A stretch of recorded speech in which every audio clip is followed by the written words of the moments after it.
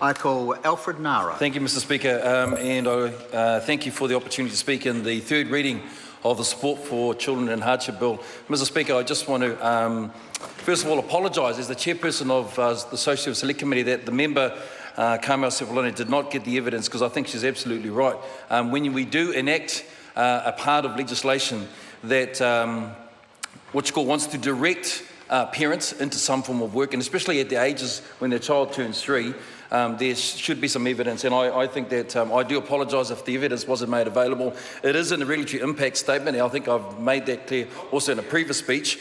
It does talk about the fact that Statistics New Zealand does talk about that actually there are an increasing number of solo parents. In fact, it's 25.1%. It's actually higher than partnered mothers, which is only at 14%, which does indicate the fact is that there is evidence that shows that it's important as well. The other thing too, Mr. Speaker, is that there are also international evidence to say that this is a trend. So I do apologise for remember if she didn't receive the evidence that's in the regulatory impact statement.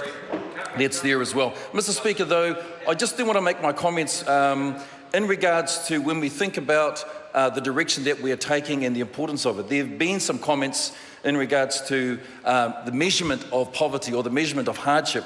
I want to direct members that the Statistics New Zealand published a report called Measuring Child Poverty in New Zealand Issues and Practicalities in 2012, Mr. Speaker, and on page 4 of that report, it talks about the aspect of both internationally and also in New Zealand. If we were to measure, what would that look like? What would be the important parameters around that? And on page 4, in the 4th paragraph, it comments this: international experience shows that the measurement of child poverty is complex. And in addition to conceptual and practical difficulties, it entails making arbitrary judgments and choices that require a process of public consultation and political consensus. Now, that's not to say that we shouldn't take some direction towards understanding what the issues are, and I think that's really important. It also too goes on to comment in other jurisdictions. In fact, internationally, the US is the only one that actually has a poverty indicator measure an indicator of poverty. But according to this one, that may have changed. The member may direct me to that. Happy to receive that information. But going from the report here, it talks about that Canada, unlike the US, has no official definition of poverty and no official method of measuring poverty. But what they do, Mr. Speaker, is look at household incomes. They look at the characteristics of that as well. If we go to Australia, for instance, just across the ditch, Australia has no official definition nor official measurement of poverty. But what they do is they measure the characteristics of household incomes and other issues that are important. So, Mr. Speaker, though we've been talking about the measurement of poverty, this government has taken what I believe is a measured approach, a common sense approach to addressing these issues that are important. Mr. Speaker, when we talk about the Support for Hardship and Children Bill, it is talking about supporting parents, and the member in the previous speech talked about the importance about supporting parents, and we would agree with that. That is the importance. These are the caregivers of children in their care at the moment, and so I just want to make a couple of comments, because I want to acknowledge the NGO sector that work with our government departments, and out of that there have been a number of commentaries. I refer to the 1,000 Days to Get Right for Every Child, which is the report by Every Child Accounts in 2009, and it said this: let it be clear, this is not a call by Every Child Counts for immediate increases in the public spend on children. It is a call for a fundamental look at what's happening for children, the communities they live in, the supports they receive from government, and how New Zealanders can work together to grow healthy children. Mr. Speaker, in other words, what it is indicating, these are the NGOs that are working in the sector, it has to be a multi-systemic approach, both government and community working together. So there is a consensus around that. Mr. Speaker, I also refer to, and at times it's controversial, the Expert Advisory Group on Solutions to Child Poverty. Now, I want to be careful, because when I quote from this, I don't want to take out of context just to confirm the direction that we are taking. There are elements of this, I imagine, that we'd agree to disagree.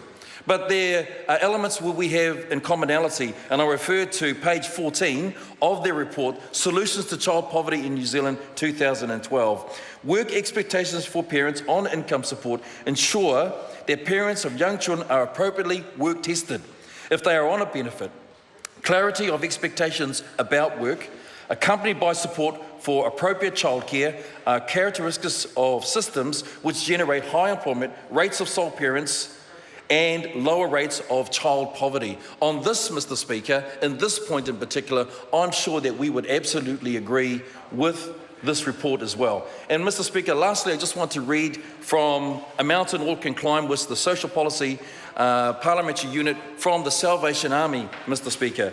And it indicates this on page 53 of its report, where it talks about work and income. These are social indicators that it's commenting on around employment and unemployment, Mr. Speaker. It talks about the labour force participation reached new levels towards the end of 2014. In fact, it's at 69.6% in the December quarter. Mr. Speaker, they can see and comment that there is an increasing opportunity. In fact, it's one of the highest in the OECD world, where more Kiwis are participating in work. It's around 2.5 million. Mr. Speaker, then we can see that the direction that we are taking, which is not, in the eyes and the words of other people in the opposition, forcing people into work. In fact, it's a Kiwi work ethic, Mr. Speaker, is what we are taking. Mr. Speaker, I want to round my comments up by, in a sense that the direction of this bill is about supporting children, is about supporting families. That's the reason why it's entitled Support for Children in Hardship Bill. And if we go to the explanatory note, Mr. Speaker, this is what it clearly says.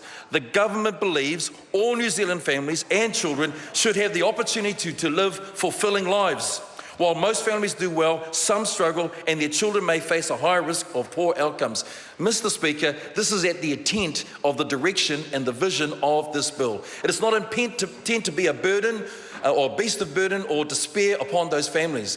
Now, the comments that were made on the other side, that there may be a way of forcing people into work and so forth, Mr. Speaker, it clearly indicates in the legislation is to be available. Work that is accessible and affordable, childcare, so forth, Mr. Speaker. If that member or any other member over there has a constituent that comes to them that makes a complaint about the system, that clearly indicates that actually it is going against the policy and the direction, then I would be more than happy to advocate with that constituent and even with that member if it was found that it was not acting appropriately and there were not the entitlements that they were obligated to deliver. And Mr. Speaker, if that's the case, then Mr. Speaker, if that's the case, then that's what we will do. Because Mr. Speaker, while we hear the talks of anecdotal stories of constituents that are being treated unfairly, Mr. Speaker, then I put this challenge out. I too, as an MP that have had constituents come to me who have talked about injustices that they have found that they have not been able to have their entitlements, then I have advocated for them, Mr. Speaker. And that's the intent of this bill, Mr. Speaker. It's to be fair and just, Mr. Speaker. It does four key things. It strengthens work obligations for beneficiary parents.